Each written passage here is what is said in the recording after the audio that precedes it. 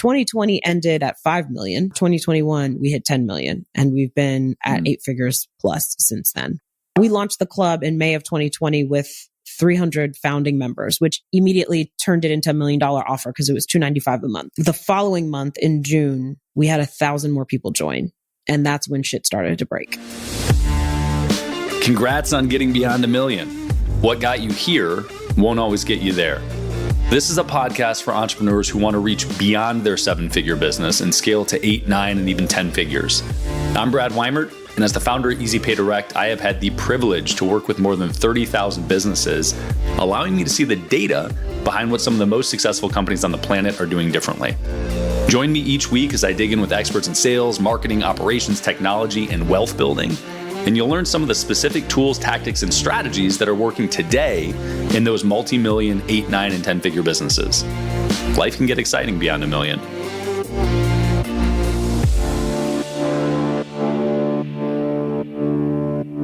Rachel Rodgers, it is so good to see you. It has been many years at this point. Yes, definitely. Not for like DMing or texting, but years before, since seeing you, for sure. For sure. Well, and probably a couple from trying to make this particular thing happen. Yes. So I appreciate you carving out some time. Yes, you literally have chosen a podcast topic, right? That is, basically all of your guests are some of the busiest people. So most in-demand people.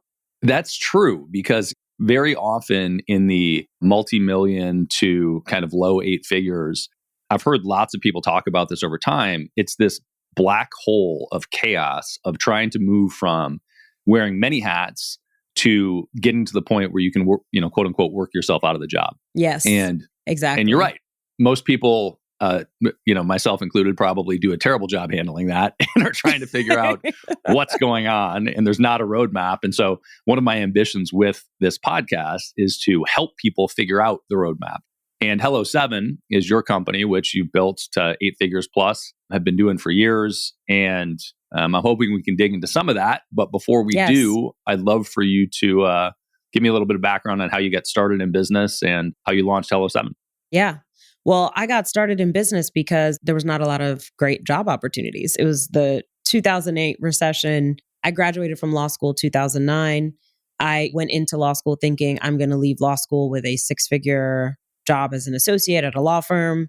That's what I was looking to do, even though that's so not my personality. When I look back at that, right, that would have been a disaster and I would have probably gotten fired pretty quickly.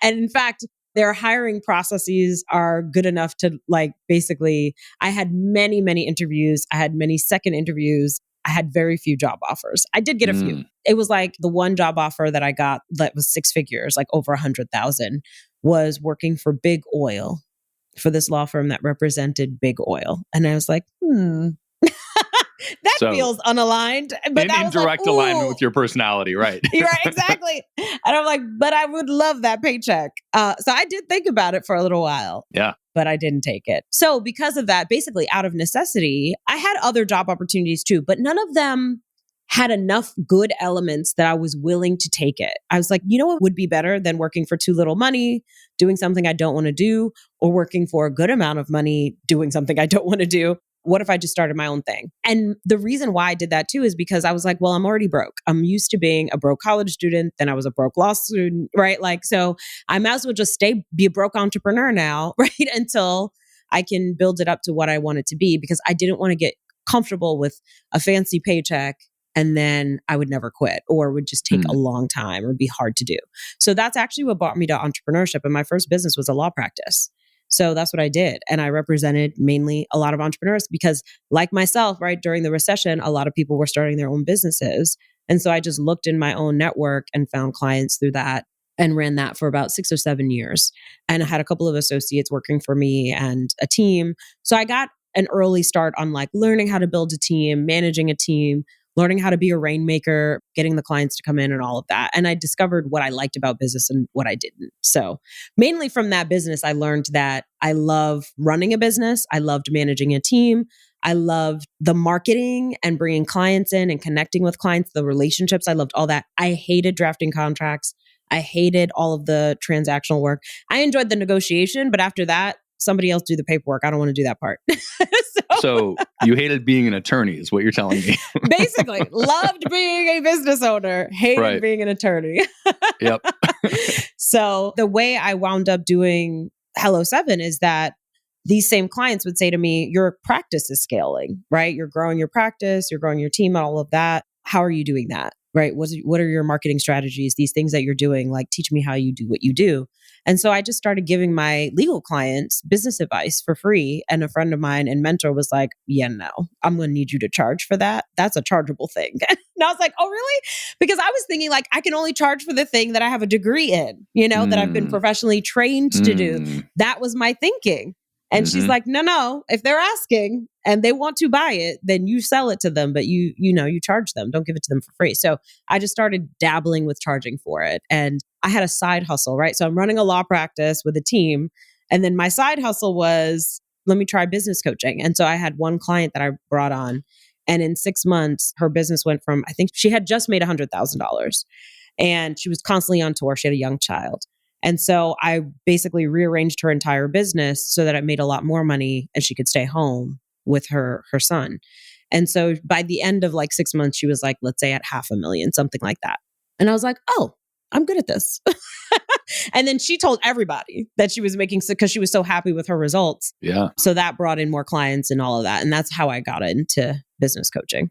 Couple things. One, I can't imagine that the legal community looked at you doing business coaching and thought, what a great legal professional here. First of all, the legal community hated me from day one. Let's be clear. Mainly because I am not a rule follower. That's not who I am. And they expect you, especially as a young lawyer versus like you have older lawyers, right? You need to respect your elders.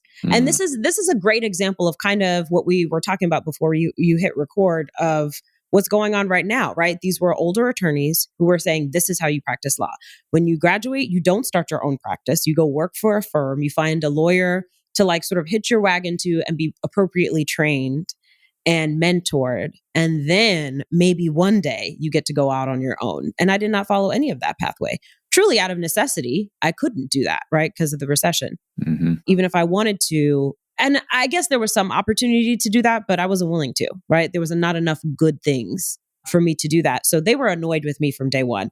And especially because when I started my practice, I started immediately getting press, like immediately within months. I figured out, remember Help a Reporter Out, Harrow? Did you ever use that? I didn't, but I know Peter Shankman, who was the one that started it. Yes, exactly. And so I learned about it and I was like, oh, this is free, because I had definitely more time than money.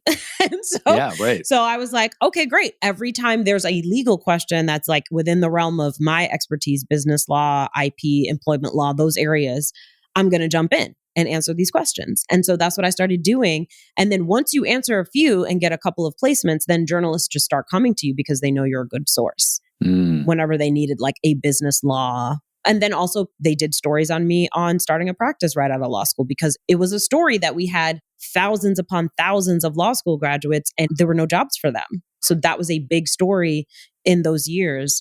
And so I was always a source for that too. So that brought me a lot of attention from other lawyers, but it also brought me potential clients and these sort of old establishment attorneys.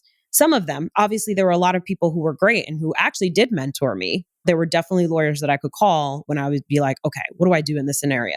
So I had sort of like my board of mentors, but there were also lawyers who hated the fact that I had the audacity to start my own practice right out of law school. I mean, I clerked for a judge for a year first, but that's not enough for them.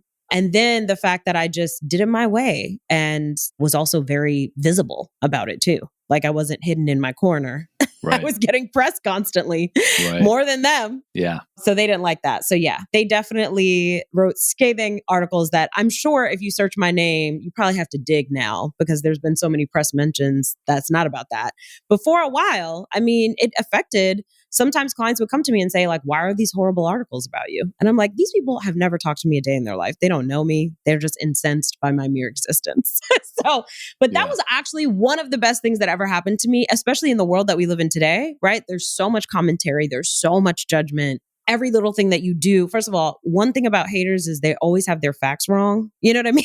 So they love to hate you, not on things you actually did, but things that they, I don't know, heard through the grapevine or made up. I don't know. So there's so much of that thank God for that preparation, right? Like I'm grateful for those lawyers now, all these years later, because I really don't care. I'm not somebody that is really worried about what everybody is saying about me. And I think that was an education. That was a trial by fire. And I definitely did care when I had just started. But I think it built up that muscle in me where I'm like, oh, these people don't pay my bills, right? Like they don't affect anything. I can do whatever the hell I want. I'm grown. So that's true. And I love that sentiment. At the same time, we live in a world now where public perception often is guided without fact. Yes. And so you get enough negative press, even if it's completely not rooted in truth. And, pick any one of a dozen examples in the last 5 years that has gone public around the world. Yes. How did you internalize that? So you get a whole bunch of negative press where even though they don't quote unquote pay your bills, the press does, right? And people do judge based on press. Did you have concerns about sort of the branding of your firm when you had negative press come out? Yes, I did. I did have concerns about that, but I literally spent probably a week or at least a couple of days like on the couch crying and sad. And I was pregnant at the time with my first child. I'm sure that made it easier to control the emotions. Yes, totally. 100% under control, just stoic. But I think what got me off the couch was first my husband being like, you gonna let these dudes stop you? Like, look how convicted and how focused you've been. And all of a sudden, one hiccup and now you're shutting down. So that was his stance. But then also, and honestly, his phrasing was more like, you gonna let these motherfucking old white guys tell you what to do and stop you? And I'm like, you know what? When you put it that way, no. But then also, I was just thinking about what would I say to my daughter if somebody was saying negative things about her? Would I say, go in your corner and cry? Or would I tell her to defend herself? And then, what helped me was I started just reading about like, how do you respond to this? And I had a friend who was a publicist and I asked her too. And I found Tim Ferriss has an article that he wrote many years ago about responding to haters. And he talked about how in Letter from a Birmingham Jail, that is what Martin Luther King Jr. is doing, is responding to his haters. And so he said, like, this is a masterclass on how to respond to negativity, or not only negativity, but just like basically adversaries, people who are against you. And so I was like, okay. So I went and read the letter and then I wrote a response using that as my guiding tool, right? Like using Letter from a Birmingham Jail as a template. And I wrote a response and I turned off comments and just shared it. And what happened is it galvanized all of these young lawyers who were like, yeah, you know what I mean? Like they felt seen and represented because it was kind of like these older lawyers saying, this is how you do it. And these younger lawyers saying that world doesn't exist anymore. So what you got to do is not a pathway that we can do. And we're not just going to roll over and die. And we're not going to go sell French fries, right? Like with $100,000 in law school debt, right? Like something else has to give and we have to find another pathway. And so basically I responded to them and that wound up bringing audience to me. So I think defending yourself is an important element, especially when people have facts wrong. And your goal is not to win everybody over. Your goal is to get it off your chest and say your piece, right? Like you're not going to be able to necessarily get everyone to agree with you. And that's not the point. The point is to say what you have to say and represent your interests and defend yourself, which I think is important as well. Not in every case. Sometimes people are just saying such nonsense that it's not even worth responding to. Sure. But there are circumstances that are. So that's how I responded to that. And it didn't stop my practice. I mean, some people saw it and still hired me. Other people never saw it. And it was what it was. Beyond a Million is brought to you by Easy Pay Direct. If you're an entrepreneur and you are still using a product like Stripe or PayPal to accept payments, it is time to find out why the largest names in your industry would never consider doing that. Check out easypaydirect.com/BAM to find out more. So you move into coaching, and the first business coaching thing that you do, the coaching space today, I think I look at coaching, Easy Pay Direct has we have a huge foothold in the coaching space. And now it turned into this coaching, consulting, high ticket space. Yes. But originally that was kind of the personal development space. And it was Zig Ziglar and Tony Robbins. And they sort of created this new space. Speaking of an industry that had a prescriptive design, that was psychologists and psychiatrists. Right. And that was it. Right. And then it moved into sort of personal development, which had a not incredibly positive through line for most of my youth. Yeah, exactly. You mentioned reading a personal development book at 15 or 20 or 25 even. You got looked at sideways by tons of people. And today that's different. Yes. I even think it was different for me and when I was young, because I think part of it was because I was going to a church. So there was a lot of Christian self-help and Christian self-development, and that was popular. So I think that had a positive spin on it, but you might be right. Well, I mean, I think that's right. That's my internal narrative. But certainly the industry didn't exist the way that it does now in terms of business coaching and personal coaching. I bring it up because when you first did, maybe I'll just sell this thing and somebody's willing to pay for it, let's do it. Did you have any sense of following the model that was already out there for business coaching or personal coaching? No. Well, I feel like there wasn't much of a model. And if there was, it was hidden.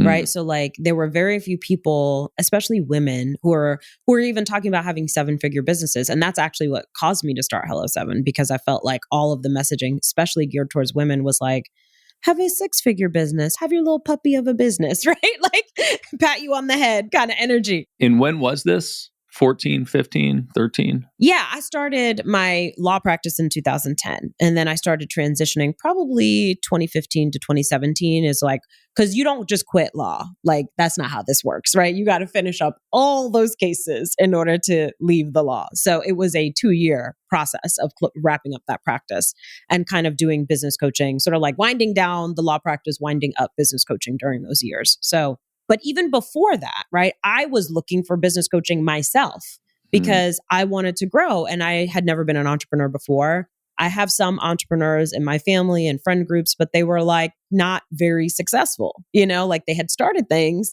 but I really didn't see them grow significantly, Right. And so I was looking for my own advice. And so I was looking in the industry too. There were not a lot of people making 7 figures for sure. Or at least if they were not talking about it. And usually it was kind of like a landing page, right? Where you opted in and then you went on a journey, but they weren't showing you their whole business model on the website.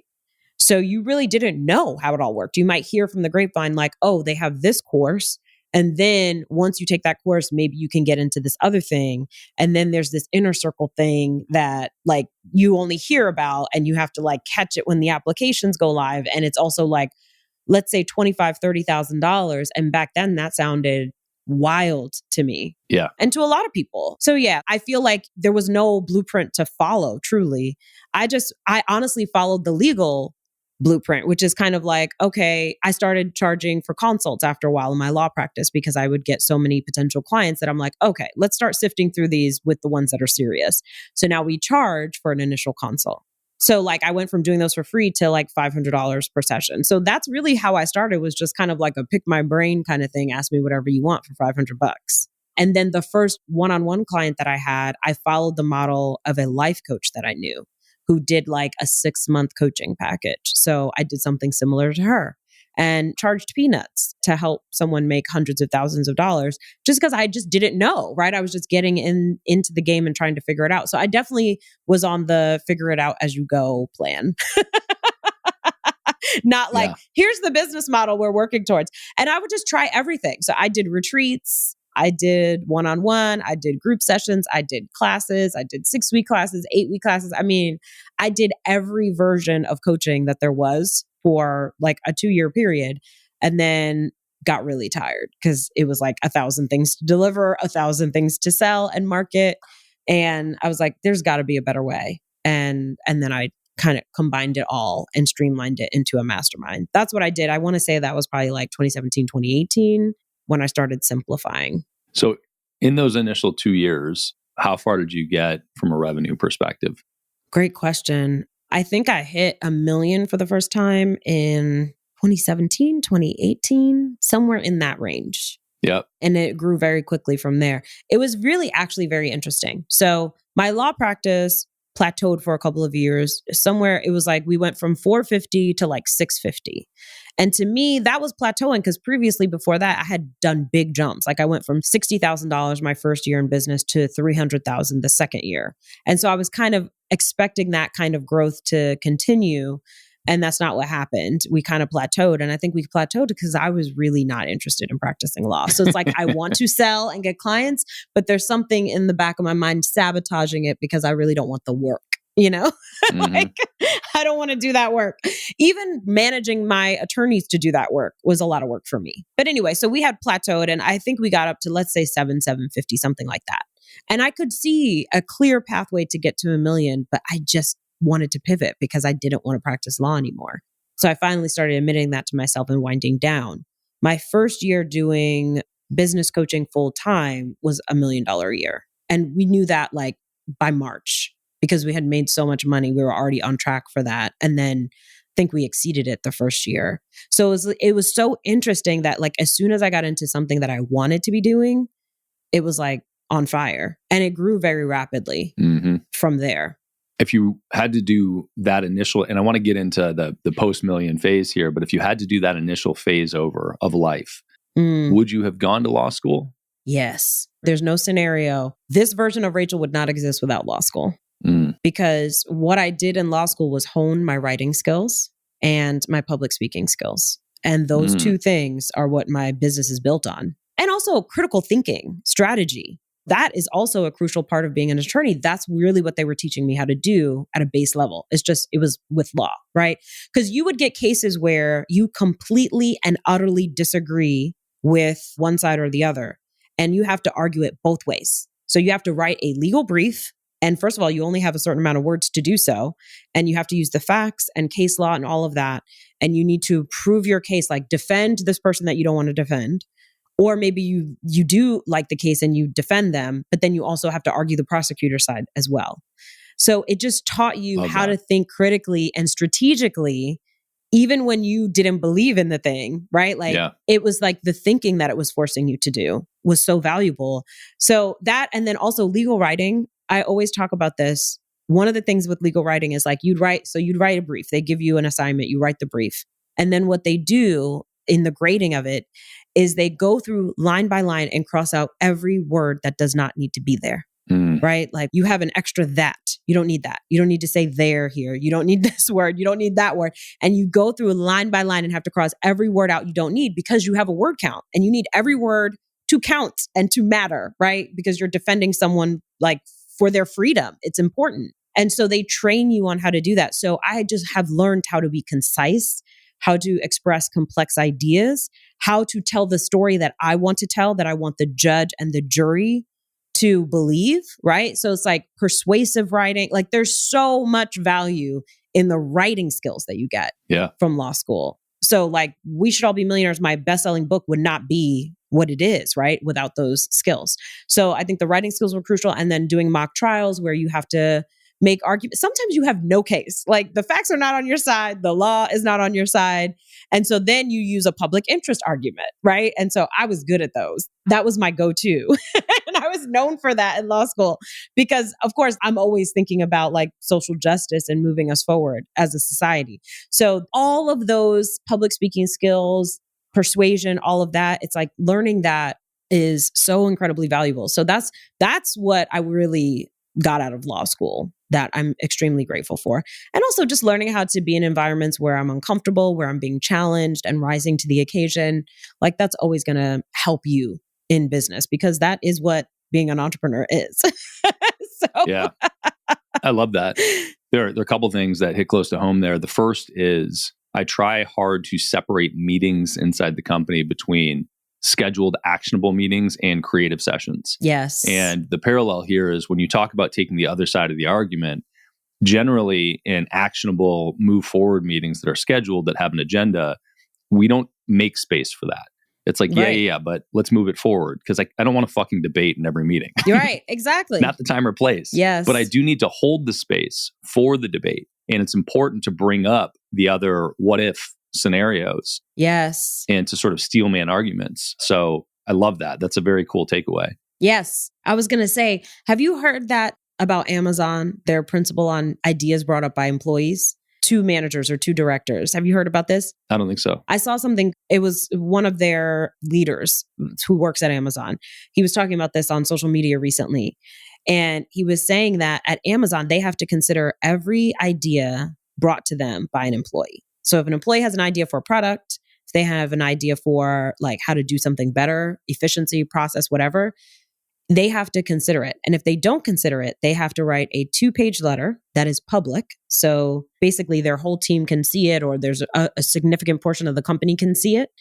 And they have to argue, the director has to argue their reasons why they're not considering and why they're rejecting this idea. So it's sort of how it functions is it trains basically all of the directors to listen to their employees and to hear their ideas. And they said that that's where, what is it called? AWS came from, was an employee's idea.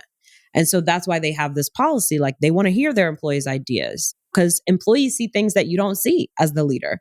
They're in touch with things that you're no longer in touch with, that you used to be in touch with, but now there's some distance. There's like several layers of team members before it gets to you. So I just thought that that was really interesting. It makes me think of what you're saying, like having these creative sessions so you can hear from your team what their ideas are. Yeah. That's interesting. I can also hear at least 50% of the people listening thinking, God, that sounds fucking terrible. It does in some ways, but I think in a smaller company, I think we have to just find a way to make sure that team members have an outlet to share their ideas. Yeah, for sure. Well, I think that there's consistently a balance between staying open-minded and also the reality that you're going to have a lot more context than a brand new employee or than an employee in a certain role. Right. Yes. And so it's juggling those 2 ideas in your head when you're trying to lead. Yes, it's true. It's true. But we're not always right. And I think the sooner we get in touch with that, like the better. Because I think that we can get into this, but I feel like being an entrepreneur, the whole process is basically killing your ego, just slowly but surely over a long period of time. Yeah, I completely agree with that. And part of it is, and we were talking about this, I think, before we kicked off, but part of it is when staff comes to me and asks me for an answer, my question 98% of the time is, you tell me. Right. What the fuck are you asking me for? You tell me. What do you suggest here? Yes, exactly. So I'm not your problem solver. I'm not here to fix all your problems. I brought you here to help me fix the problems. Exactly right. And also, too, there are times where I'm like, I don't know. I'm going to be honest. Oh, for sure. I need like 12,000 more pieces of information before I could possibly give a decision or even potential ideas on that. Right. Whereas you have all of that information already in your head because that's your job every day. So you come to me with at least 3 options. I'll help you pick.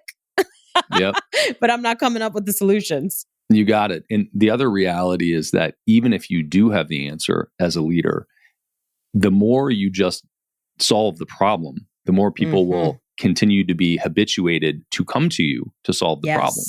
And so you really have to, even though employees hate this sometimes and it seems sort of pedantic and unnecessary, we're always conditioning some behavior. Yes. If I let my dog run out the front door once when the door opens, then he thinks it's okay. And he just fucking runs out because it's more fun. And I have to make him sit every time before we go because he needs to know that. And he needs to know that that's the pattern. And while nobody wants to be compared to a dog, we're all animals. So also my dog's probably a lot cooler than everybody listening. So sorry about that. Not sorry. I think there's a bias there. But yes, honestly, one of the things that has helped me to be a better leader is being a parent and leading small people. I believe that. Because small people, obviously, like children, they obviously don't know certain things. So you don't expect them to know. So you're constantly training and educating and all of that. And it's kind of like that with employees, because even if they have experience, when they come to your company, they don't have experience with your culture, your values, how you do things here. And they require so much more training than people think they do. And so like not assuming that they know and making sure that you have taught them or that it's somewhere in the process, in the onboarding, in the training that they're learning these things and then being held accountable to it. But so you're saying dogs, I'm saying children. So no one's going to want to work for us ever again. I feel we great know you're adults. That's not what we mean. I feel great about it. Well, I'll tell you, the other one that I think about is myself. I think about when I want to get myself to do something, Yes. that I'm rejecting? And the answer is building a habit around it. Yes. Without For question. sure. The answer is getting out of the space where you have to force yourself to do something and building the habit. And the way you build the habit is make sure that in the moments when you don't think you should be doing it, you do it anyway. Yes. And eventually your go-to is just to execute, right? It's just to do it. Yes, it's so true. And it makes it so easy as well. There was a second thing. You were going to say. Yes. In response to my law school thing. The second thing was everything you were talking about relative to honing messaging for an argument and limiting words. That is directly applicable to all marketing that people do, specifically in the world that we live in where you're limited to characters. Yes. So, and even when you weren't, but we kind of always are, you have to think about headlines, subject lines, subheaders, the first paragraph, the first sentence, how long you can keep attention. Yes. And scripting a sales letter, scripting a video sales letter, all of those things, every word matters. The order of the words matter. The emphasis matters. And so that training that you're going through for entrepreneurs that don't feel like they're good at messaging or copywriting or marketing, first of all, certainly you can outsource it. But if you want to get better, the answer is revision, revision, revision. And it's read through it, it's eliminate words and take it from there. But the less words you can communicate in, usually the better grasp you have on a topic. Exactly. Exactly right. So it's very powerful tools. And I highly recommend law school, but not necessarily to practice law. I mean, if you want to practice law, yes, go to law school. But I'm very grateful for the education that I got there. And even just the ability to practice law for several years. I'm glad that I did that too, because I learned a lot about myself, especially running a law practice. I would have never known that I love business and I love being an entrepreneur had I not gone out on my own. So I think we have to follow that first step or that next step, even when it makes zero sense to us, because it's often leading us to wherever we want to wind up. Yeah. Well, I have a family of attorneys. All my cousins are attorneys, and I have lots of thoughts. But I think that without question, it's a great background for business. I also have a million thoughts on sort of traditional schooling, but one of the benefits for sure, specifically in a harder path like law school, is just committing to an outcome and deciding, hey, I'm in it until I'm done. Yep, exactly right. And I love that about that path. I mean, my first semester of law school, mind you, I graduated summa cum laude, I want to say, or whatever the next one is. I can't remember, but it's one of those with honors for undergrad. And then you go from graduating with honors to law school. And in the beginning, I mean, it was almost the end of the first semester. And I was like, what is all this Latin? Criminal law? I mean, that was killing me. I was so confused by mens rea and what it meant. And it was not a straightforward definition. And like all these different Latin phrases. Torts was a hot mess express for me. Like some of my first classes in law school, I was like, I'm really bad at this and I'm about to fail. Like I just graduated with honors and now I'm back at the bottom and I'm trash. And now I have to get good at this thing that is really difficult. Yeah. I just think those experiences, any of those, because every time you can look back and think to a time where you were really bad at something and you committed and you got good, it just builds that confidence that like, what's the next thing? I interviewed Sheila Johnson, who is the first Black female billionaire in America. A lot of people think it's Oprah. It's not. It's Sheila Johnson, who was the co-founder of BET. Her husband founded BET and they sold it. And that's when she became a billionaire. And she was telling me how they got divorced. And so now she wanted to go into a new industry. She's 60 years old and decides to go into the hospitality industry and build a hotel. And it took her 10 years just to clear the land and like basically get this hotel built. They had like every disaster and every challenge happen. So she didn't open the hotel until she was 70 years old. Wild. You know what I mean? Yeah. Isn't that wild? Like, so it's just, I was like, wow, you really can reinvent yourself at any time and you can do anything that you want at any time. So that was really fascinating to me that we have that option. We do. Now, it probably is easier when you have $1 billion and care a little bit less. It certainly is. It certainly is. The point is still very, very valid. Yes. But like, I don't think most billionaires probably start something brand new and go into a whole new industry at 60 years old.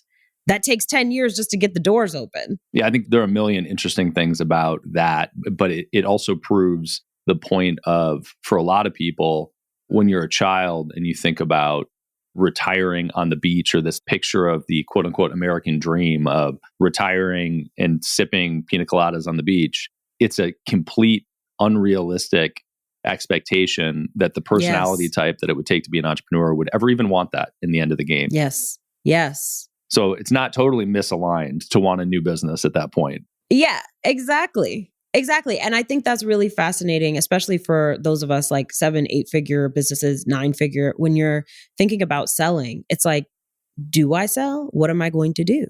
I feel like there's a lot of people who sell and regret it. Those are the conversations I've had recently where I feel like almost every single one of them regretted selling. And not all. I think there are some happy sellers. Yeah. But it's interesting. It's like we all work towards an exit. And then when we get close to it, it's kind of like, does it make sense to exit? Or should I just keep running this thing? Well, let's get to the exit part, but let's talk about, sounds like the first major hurdle after $1 million was just chaos, because you had tried a bunch of things, created a bunch of different products, retreats, courses, coaching. What was a major shift that you made that allowed you to move from 7 up to 8 figures? Yeah. Well, I did this really big launch. It took me like 5 months to pull it off. I had like a Facebook ad person, my husband, and myself. That was it. So I did the Game of Thrones, Daenerys, like burn it all down with my law practice.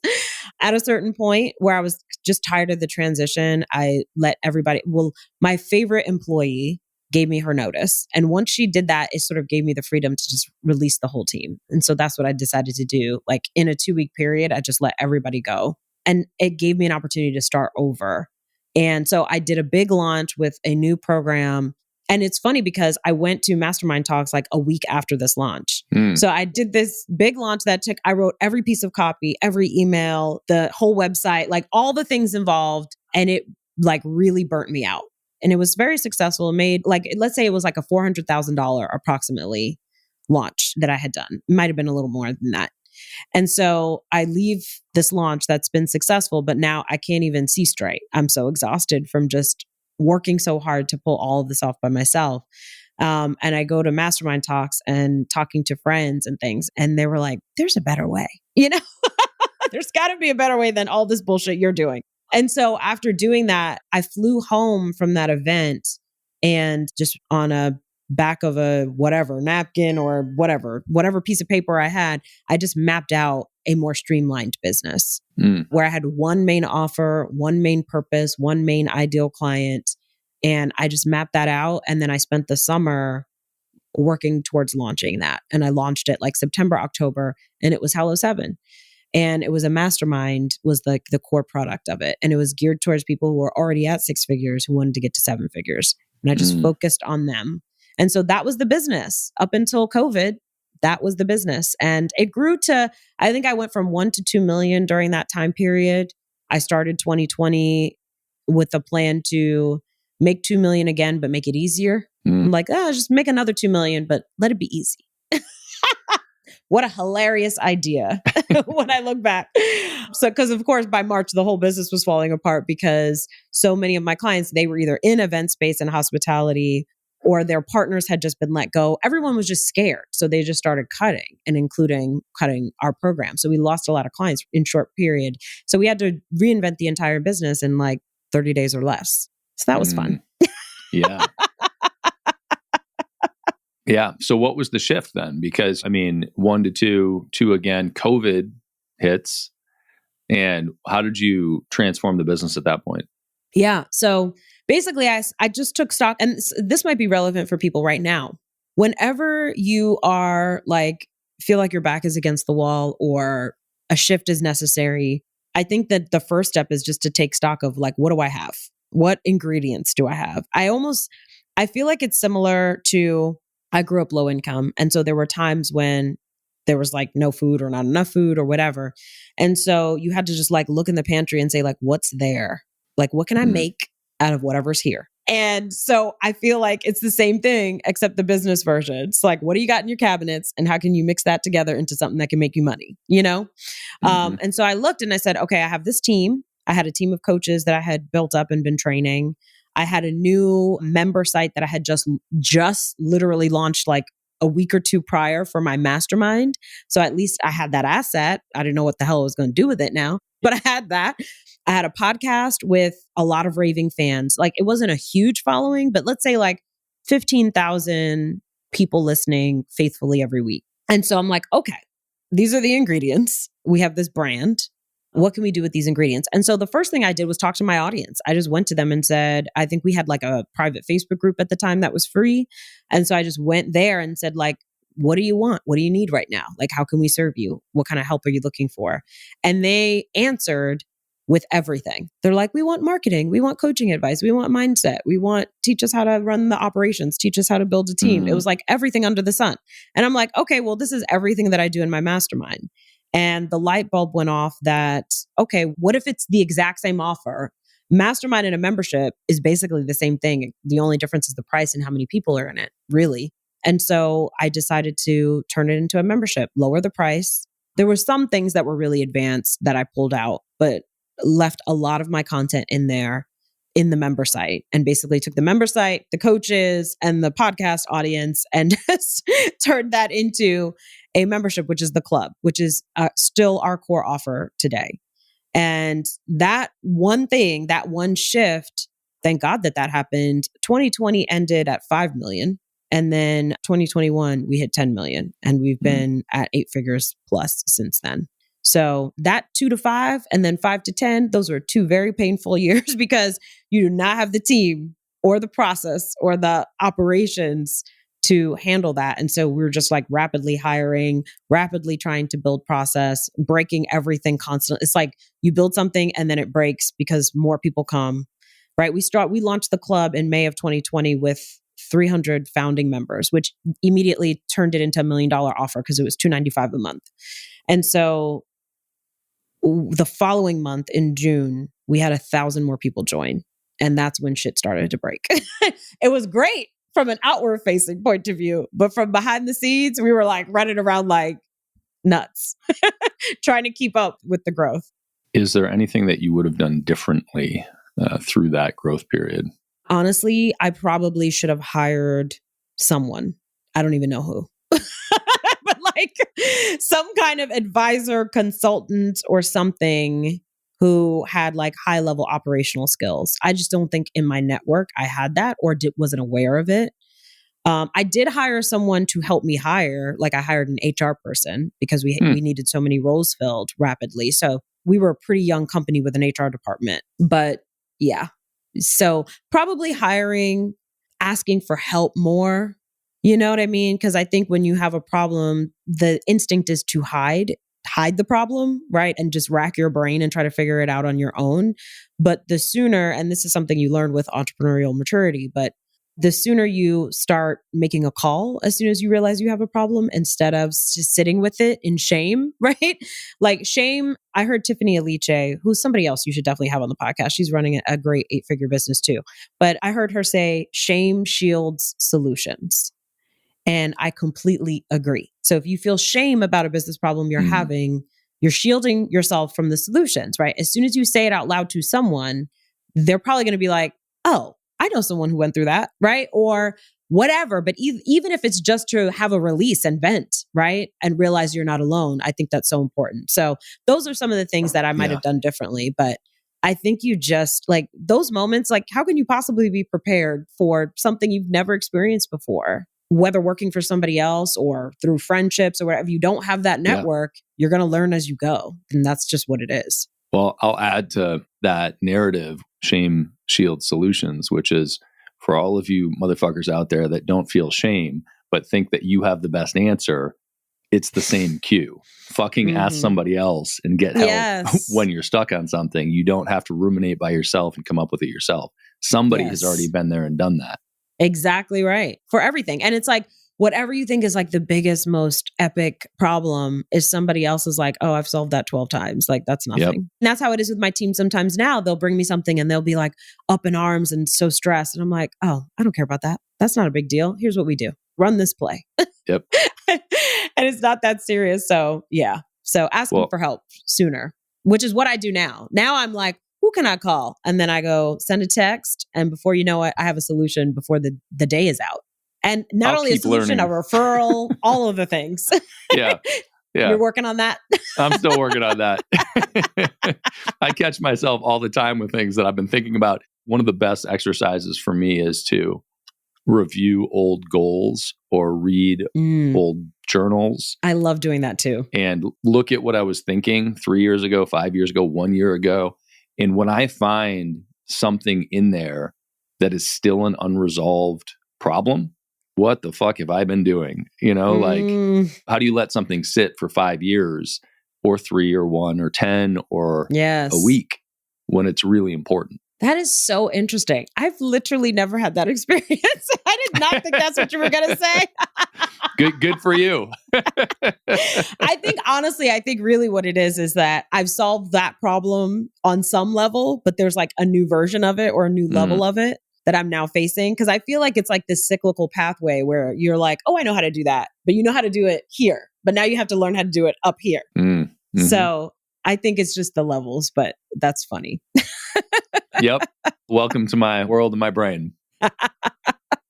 Okay. So tell me about one of the things that has become popular or popularized in the last 10 years in particular is leveraging books to grow business. Yes. And there are a ton of people that have used this model and really been good examples, and in some cases, even teaching the process. Tell me about how We Should All Be Millionaires came to be and where it fit into the overall business model, if at all. Yeah. I mean, I'm very much a feeler. So I'm kind of feeling my way into things and I'm kind of following my instincts in a lot of ways. And I think We Should All Be Millionaires was just something I just wanted to get out. Like it was like I had just had something to say and I needed to say it. And I also chase efficiency. Like I love efficiency. And I found with my clients that I was having the same conversation over and over again.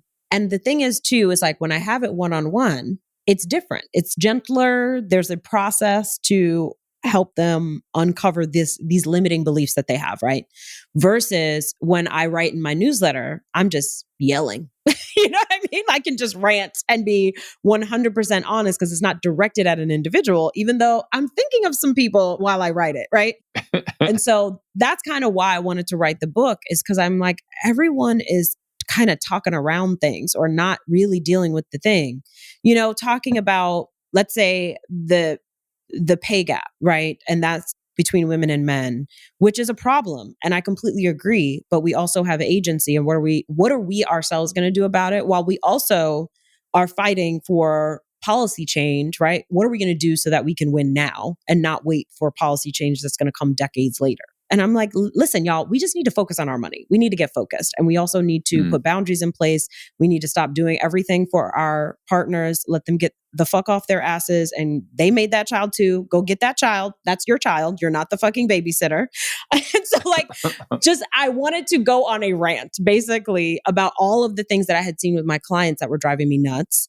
And just things that I'm like, it's so obvious to me. And I feel like it's obvious to everyone, but maybe it isn't.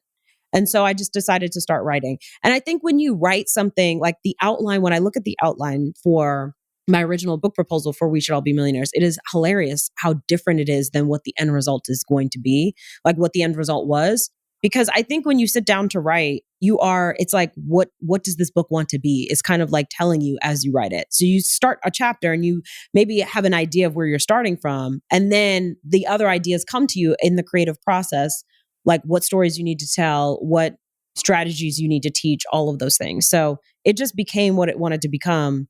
And I had no idea it was going to do well. I was just kind of like, I just wanted to write this book. And my plan was I was going to give it to people when they asked me for advice. What should I do about my pricing, right? Like, what should I do about this person in my life that I need to put boundaries up with, or whatever, all of these little things.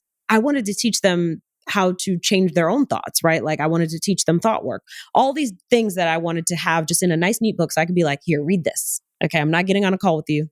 Here, read that, done. Mm-hmm. I think that was kind of the thinking behind it. And I was like, let's just try it and see what happens. And I really did. I hoped it would help the business as well. And I imagined that it would, but not in the way that it did.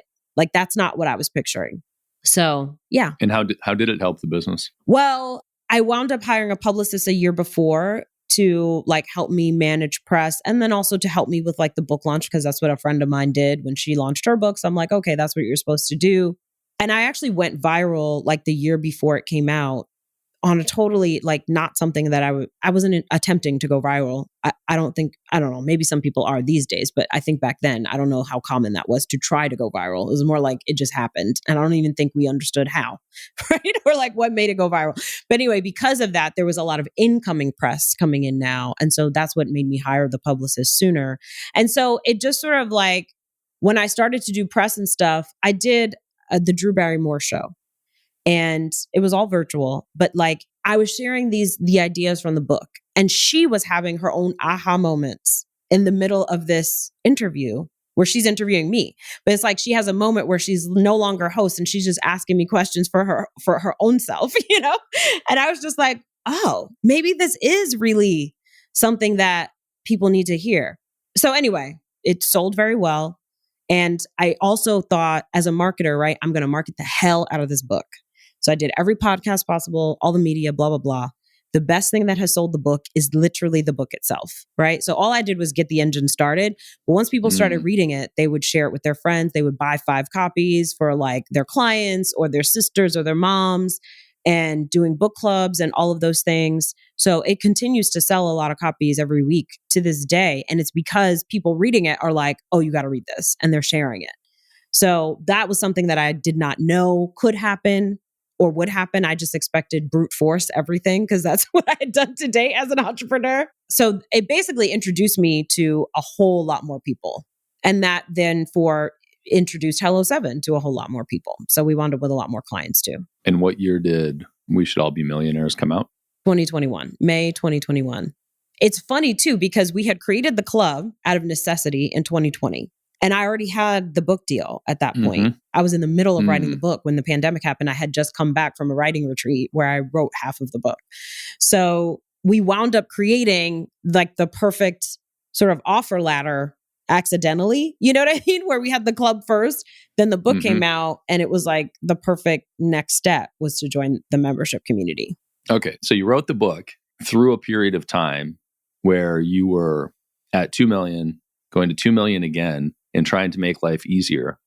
Yes. In what world did you think, hey, you know what I should do?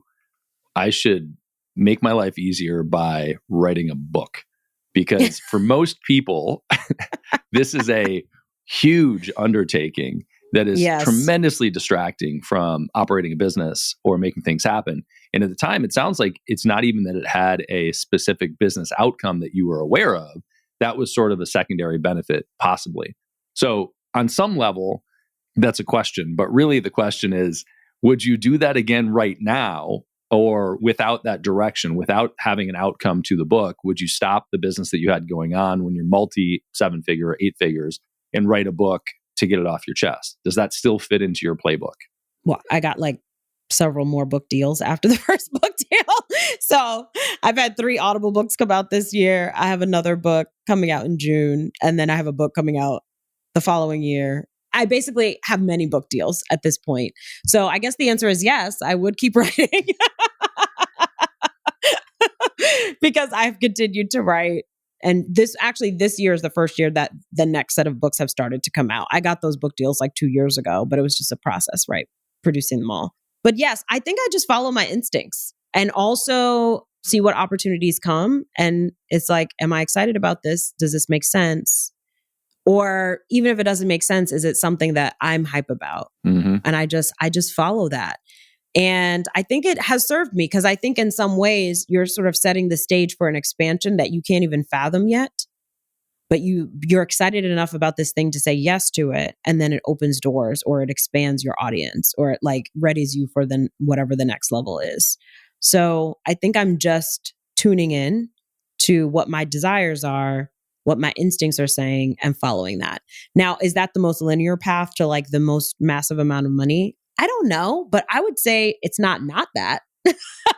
It's been pretty good for me where when I follow my instincts, and in fact, I have found in the last couple of years, like this is probably the biggest lesson of 7 to 8 figures, is every time I don't follow my instincts, I regret it. right? And it winds up being a problem.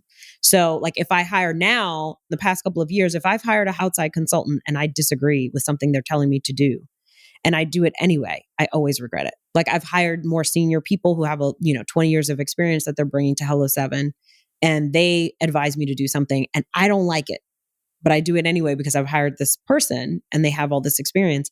Always regret it.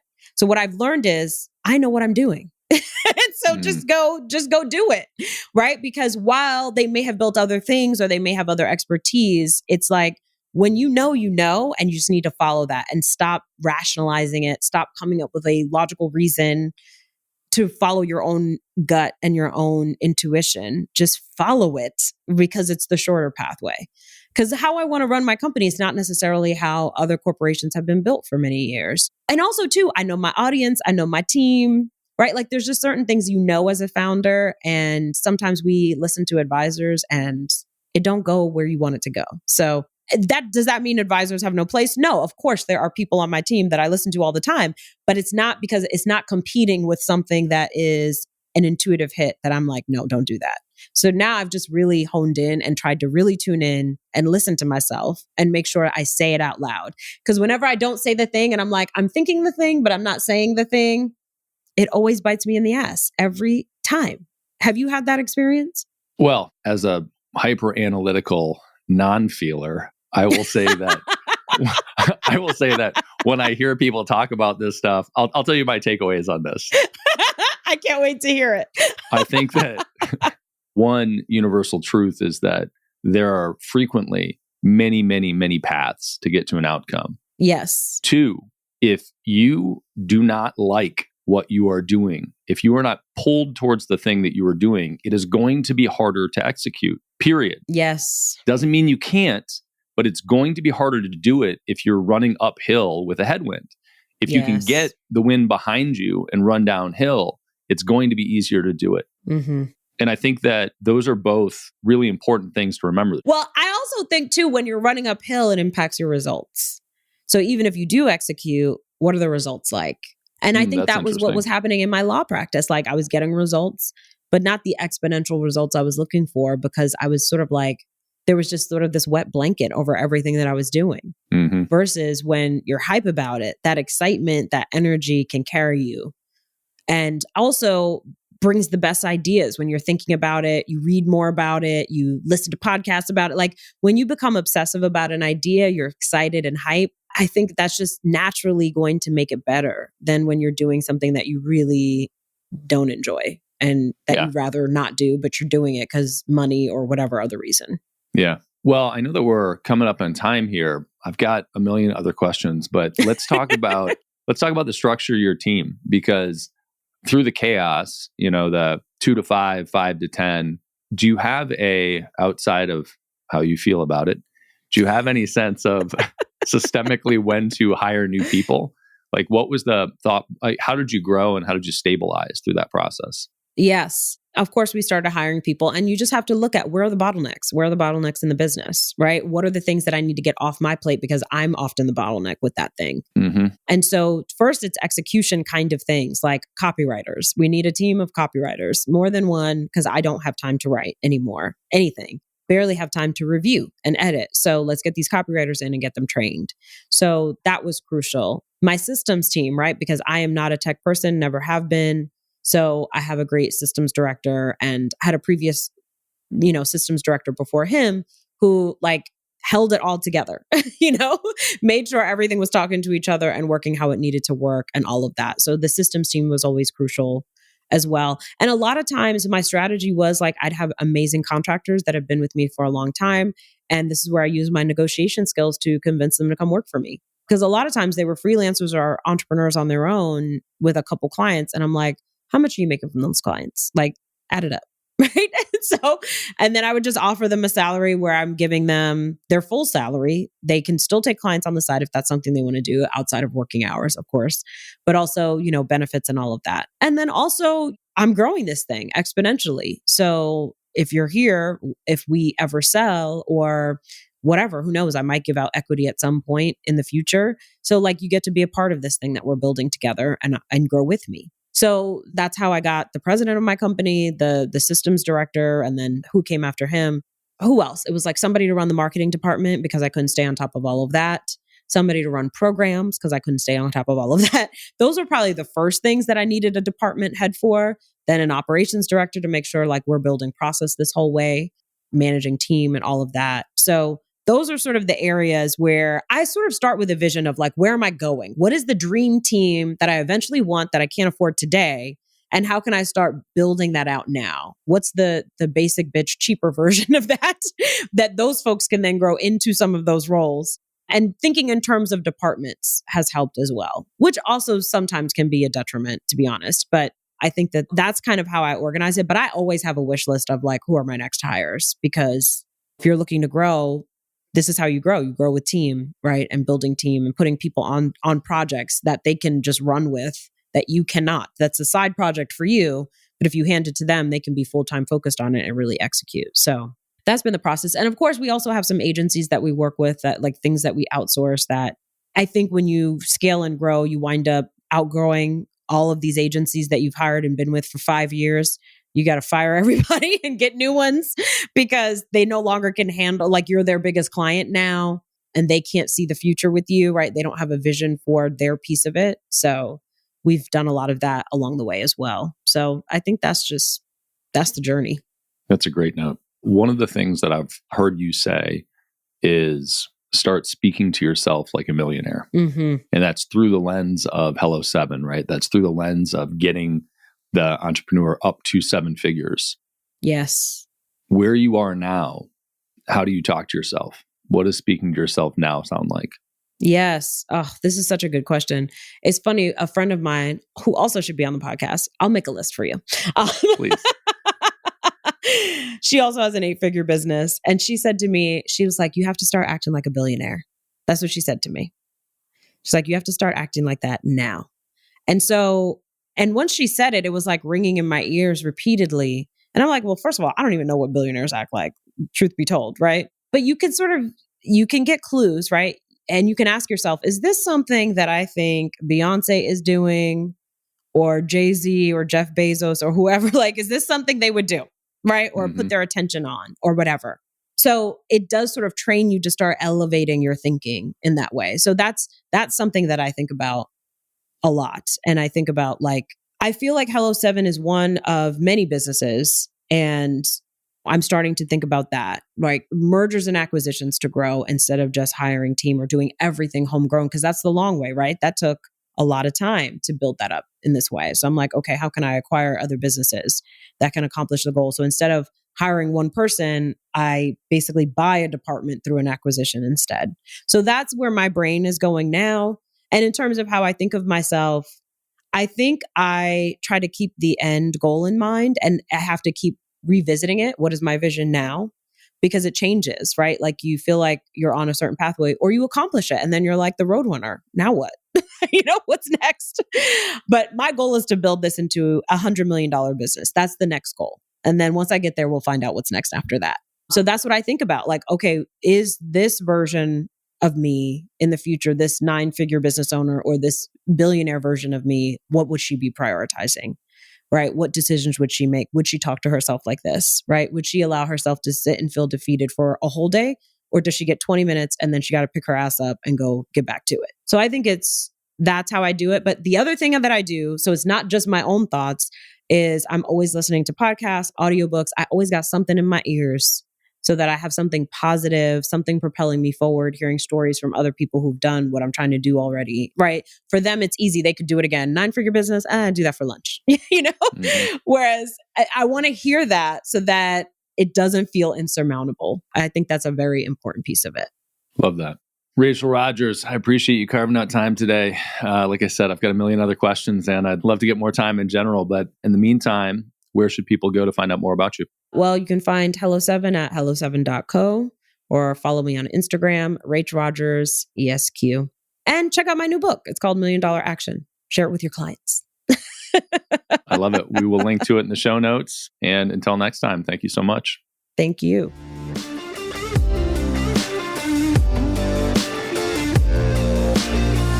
If you learned one thing on this episode, Share it with another entrepreneur. They need to hear it. Also subscribe so that new episodes just show up on your phone. It's a lot easier that way. And if you want the really good stuff, check out our free BAM! Tactics and Strategies course.